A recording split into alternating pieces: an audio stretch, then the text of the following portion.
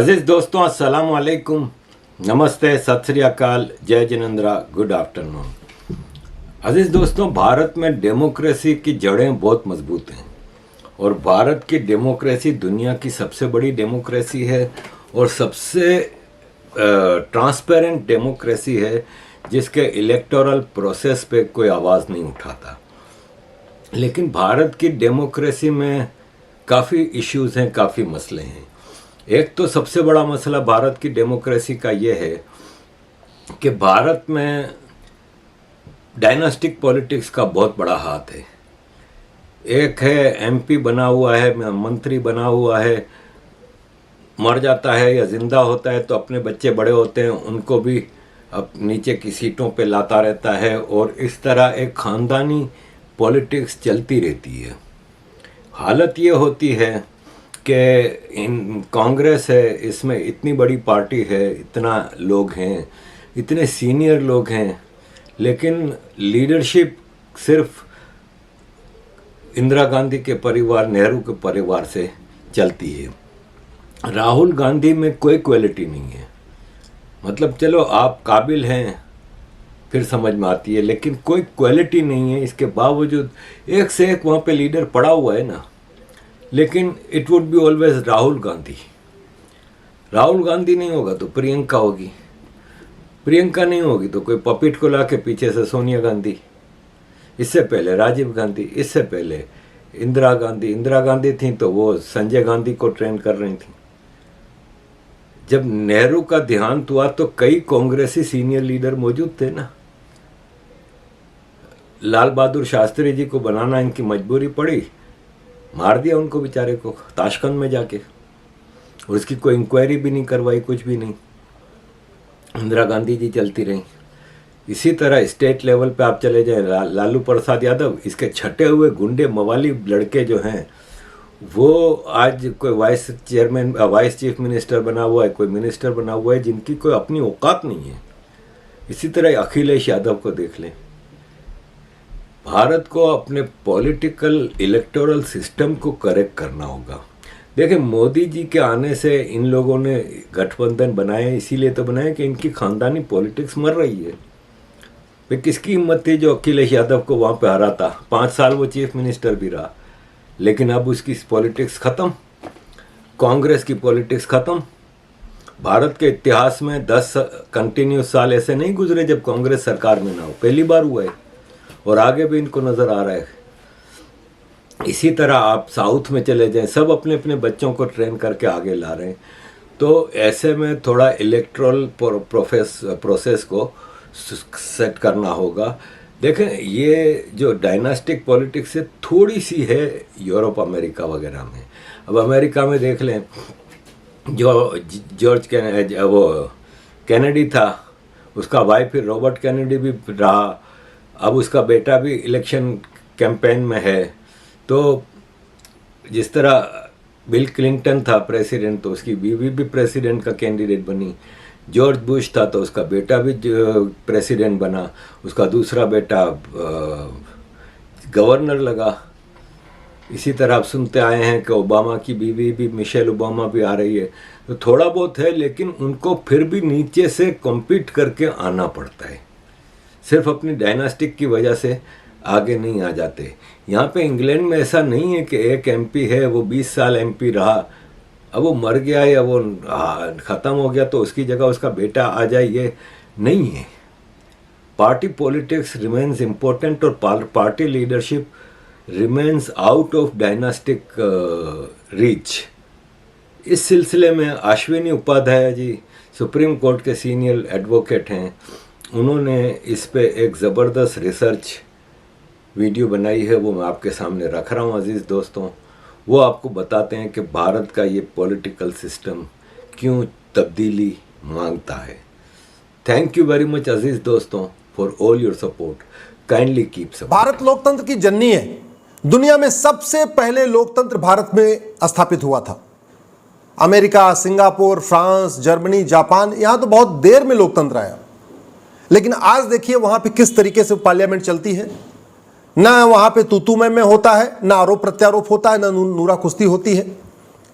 बाकायदा बिल पेश किया जाता है, बिल पे अच्छी चर्चा होती है और बढ़िया कानून बनता है। और हमारे यहाँ केवल शायरी पढ़ी जाएगी, कविता पढ़ा जाएगा, आरोप प्रत्यारोप होगा, बतौलेबाजी होगी, भाषणबाजी होगी, सब कुछ होगा, लेकिन बिल के ऊपर गंभीरता के साथ चर्चा नहीं होगी। और ये इसीलिए हमारा आज तक एक भी कानून दुनिया का सर्वोत्तम कानून नहीं है।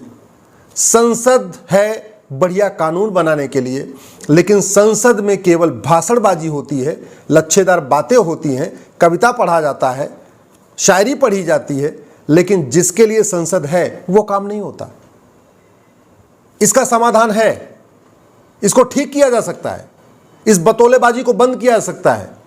सबसे पहले उसके लिए हमें, जैसे हमने क्लर्क के लिए एक ऑल इंडिया लेवल पे एग्जाम किया है, इंजीनियरिंग के लिए ऑल इंडिया लेवल पे एग्जाम किया है, मेडिकल के लिए ऑल इंडिया लेवल पे एग्जाम किया है, आईएएस आईपीएस के सिलेक्शन के लिए ऑल इंडिया लेवल पे एग्जाम होता है, ऐसे ही संसद विधानसभा का में जाने के लिए, यानी विधायक और सांसद का चुनाव लड़ने के लिए हमें एक ऑल इंडिया लेवल पे एक स्क्रीनिंग टेस्ट करना पड़ेगा।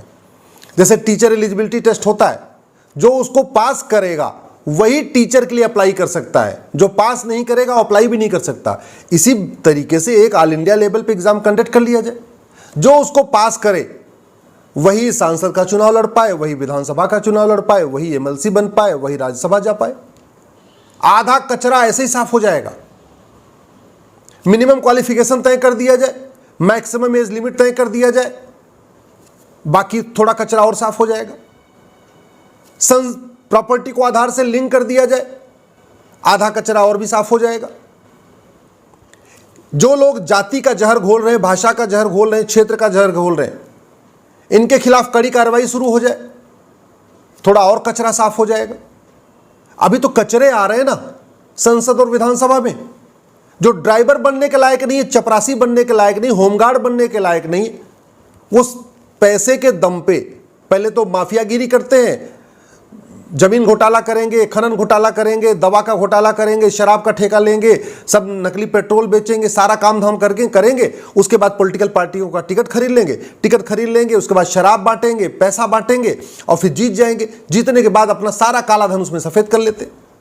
जितना काला कमाया है उससे फिर इंजीनियरिंग कॉलेज खोलना शुरू करेंगे, मेडिकल कॉलेज खोलना शुरू करेंगे, बीएड कॉलेज खोलना शुरू करेंगे, बीटीसी का कॉलेज खोलना शुरू करेंगे, लॉ का कॉलेज खोलना शुरू करेंगे।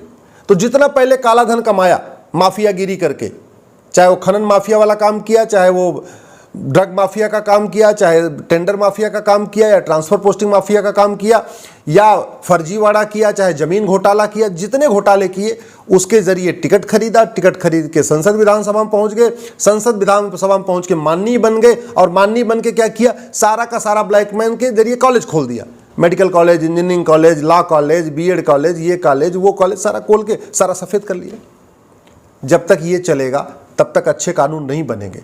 इसलिए मैं बार बार कहता हूँ, मिनिमम क्वालिफिकेशन तय होनी चाहिए, मैक्सिमम एज लिमिट होनी चाहिए, सांसद विधायक बनने के लिए ऑल इंडिया लेवल पे एक एग्ज़ाम होना चाहिए।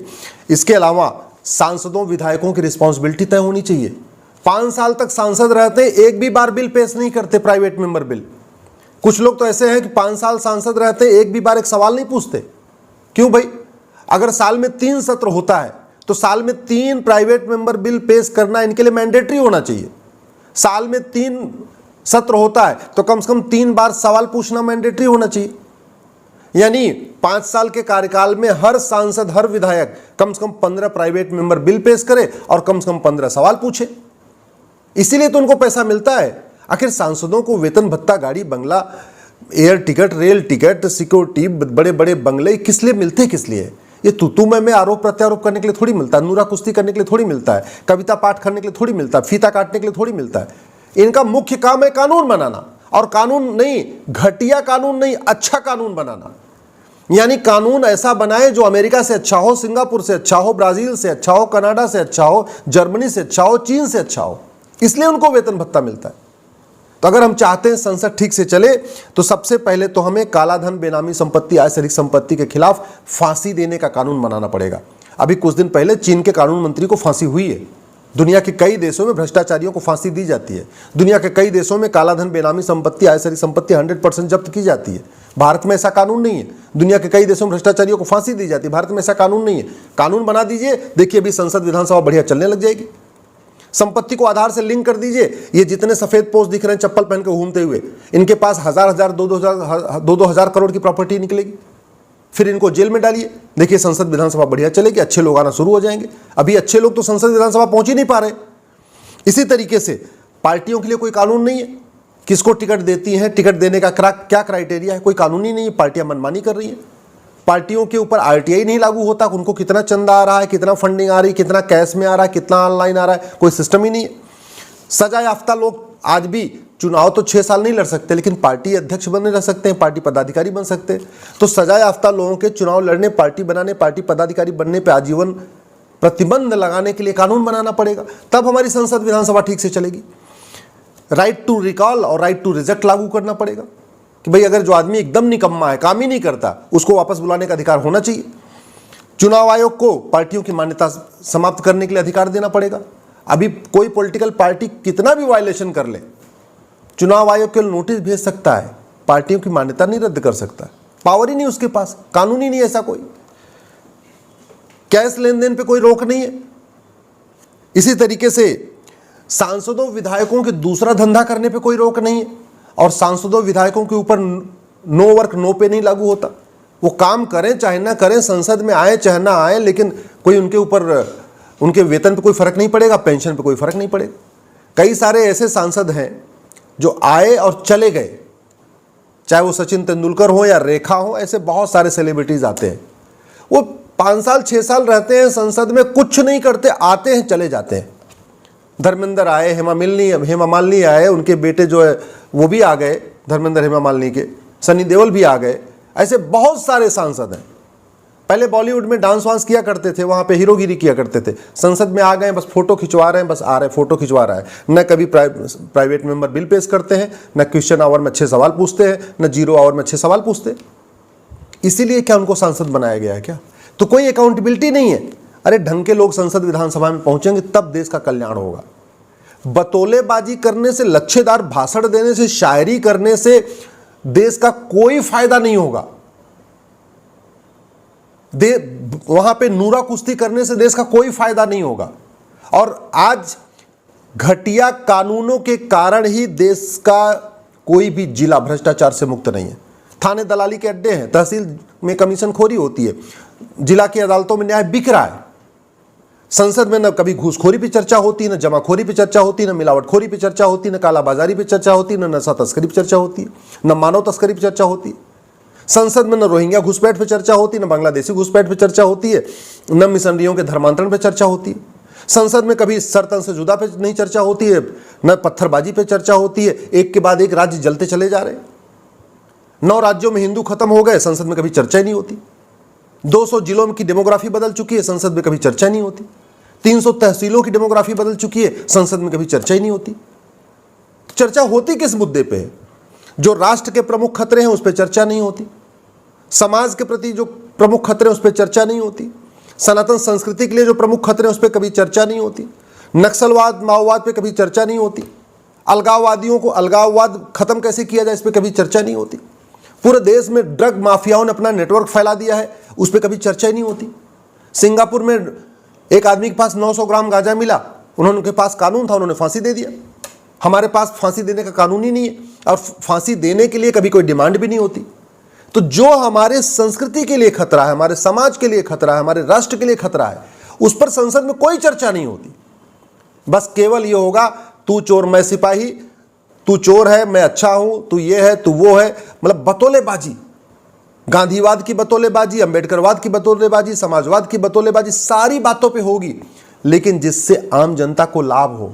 पुलिस रिफॉर्म पे चर्चा नहीं होगी, जुडिशियल रिफॉर्म पे चर्चा नहीं होगी, इलेक्शन रिफॉर्म पे चर्चा नहीं होगी, टैक्स रिफॉर्म पे चर्चा नहीं होगी, लेबर रिफॉर्म पे चर्चा नहीं होगी, एडमिनिस्ट्रेटिव रिफॉर्म पे चर्चा नहीं होगी, 5 करोड़ मुकदमे डिस्ट्रिक्ट कोर्ट हाई कोर्ट में पेंडिंग, उस पर चर्चा नहीं होगी, 5 करोड़ मुकदमे सीओ एसओसी डीडीसी के यहाँ पेंडिंग, उस पर कोई भी चर्चा नहीं होगी। मेरी बात अगर ठीक लगे, ये वीडियो अपने सांसदों के पास जरूर भेजिए।